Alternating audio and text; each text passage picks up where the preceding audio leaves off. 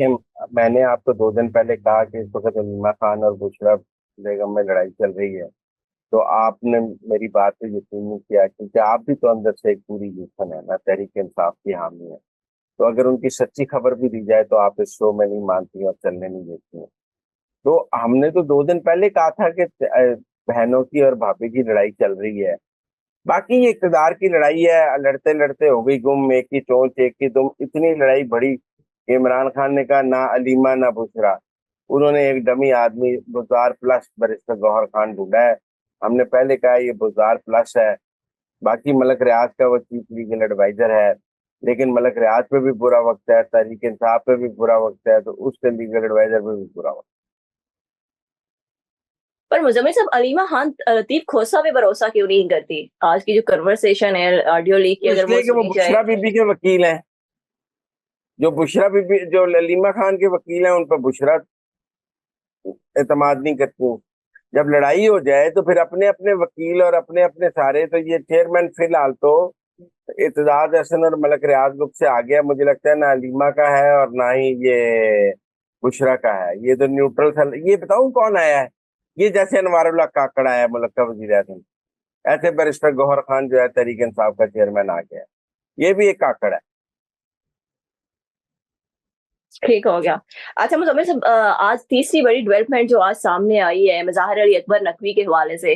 उन्हें जो दूसरा नोटिस जारी हुआ था सुप्रीम जुडिशियल काउंसिल का, उसको ही उन्होंने चैलेंज कर दिया है दोबारा सुप्रीम कोर्ट में आईनी दरखास्त के जरिए। और इस दरखास्त में मतलब थोड़ा डिफरेंट ये है कि उन्होंने इस दरखास्त के साथ कुछ डॉक्यूमेंट्स भी जमा करवाए हैं। तो इस दरखास्त में क्या है? कुछ मुख्तलिफ जो पहली दरखास्त जो उन्होंने जमा कराई थी सुप्रीम कोर्ट में, और उन डॉक्यूमेंट्स में क्या है? देखिए, जवाब तो सुप्रीम जुडिशल काउंसिल में देना है ना। Mujahir Ali Naqvi supreme judicial council में जवाब देने से इजतनाब कर रहे हैं। वो ये चाह रहे हैं कि उनका केस लंबा हो जाए और लंबा होकर काजी फायद ईसा रिटायर हो जाए और एजाजुल हसन के आकर उनको एक एनआरओ मिल जाए। और वो कोशिश कर रहे हैं कि सुप्रीम कोर्ट में दरखास्तें लग जाएं या ना लगें, तो वो कहेंगे कि जब तक मेरी दरखास्त नहीं सुनी जाएगी मैं सुप्रीम जुडिशल काउंसिल का फैसला नहीं मानता।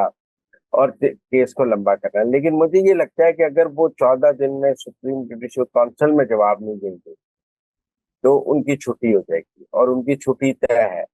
ये अगर उनकी दरखास्तें काजी फायद ईसा ने लगाई भी तो वो किसी हम ख्याल बेंच को नहीं लगाएंगे, जो मुजाहिर अली नकवी की कोशिश है। ये एजाजुल एहसन वगैरह के पास या मुनीब अख्तर के पास नहीं लगेगी। ये दूसरी तरफ लगेगी और ये दो समातों में उड़ जाएंगी।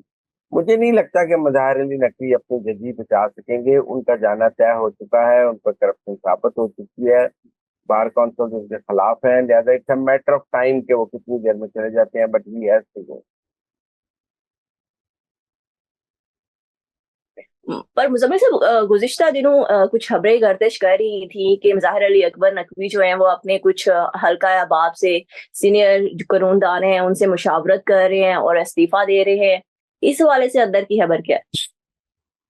देखिए, बहुत ये हमारे यहाँ ना खबरें जैसे कहते थे मलक रियाज का इंटरव्यू आ रहा है, कहते थे ना रिकॉर्ड हो गया है। हमने यहाँ कहा कि मलक रियाज इंटरव्यू नहीं देगा।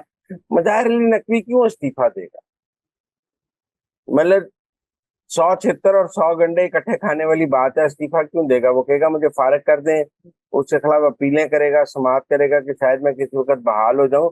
इस्तीफा दे देगा तो सारे रास्ते बंद हो जाएंगे, दोबारा बहाल ही नहीं हो सकता। वो अपने केस को जिंदा रखने के लिए आखिरी मौके तक लड़ेंगे। मुझे नहीं लगता वो इस्तीफा देंगे। इस्तीफा देने से में तो उनकी बहाली का कोई इम्कान नहीं। वो कोशिश करेंगे कि ये 13 महीने गुजर जाए किसी तरह, तो फिर वो आगे चले। ठीक हो गया।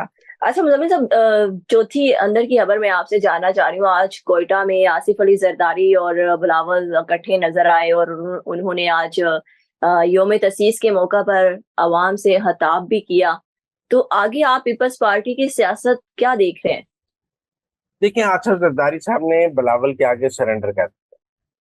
देखिए, आज की बिलावल की ये तकरीर ये बता रही है कि बिलावल ने अपनी पॉलिसी चेंज नहीं की। आप देखें, कल राजा परवेज अशरफ ने कहा कि आगे चल के नून और पीपल पार्टी इकट्ठे हुकूमत बनाएंगे। मैंने कहा कभी नहीं है, आपके साथ ही कहा ना। आज बिलावल ने जो तकरीर की है वो तो ये है कि वो अपने मौकफ पर कायम है। इसका मतलब जो आसिफ जरदारी साहब ने इंटरव्यू दिया था वो रद्दी की टोकरी में चला गया और बिलावल ने उसको किसी खाते में नहीं लाया।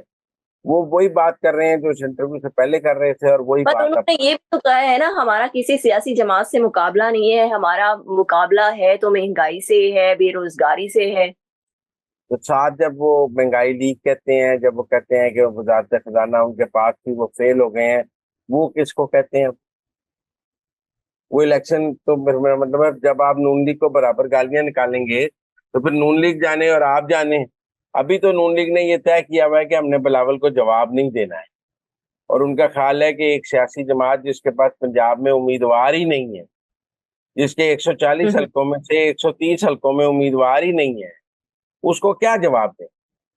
मतलब मुस्लिम लीग नून समझती है कि पंजाब में उनका अगर कोई मुकाबला होगा तो पीटीआई से होगा या इस्तेकाम पाकिस्तान पार्टी से होगा। पीपल्स पार्टी से तो बिल्कुल ही मुकाबला नहीं हो सकता, क्योंकि पीपल्स पार्टी के पास तो वाकई कैंडिडेट नहीं है पंजाब में।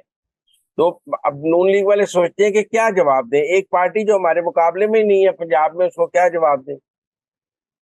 उसको जवाब देना बनता ही नहीं है। बिलावल जरूर ये कोशिश कर रहे हैं कि नून लीग और पीपल पार्टी का मुकाबला हो जाए, लेकिन अभी तक तो ये तय है कि बिलावल को जवाब नहीं देना। लेकिन अब मुसलसल करते रहेंगे तो देखेंगे नून लीग का सब्र कहाँ जाके टूटता है।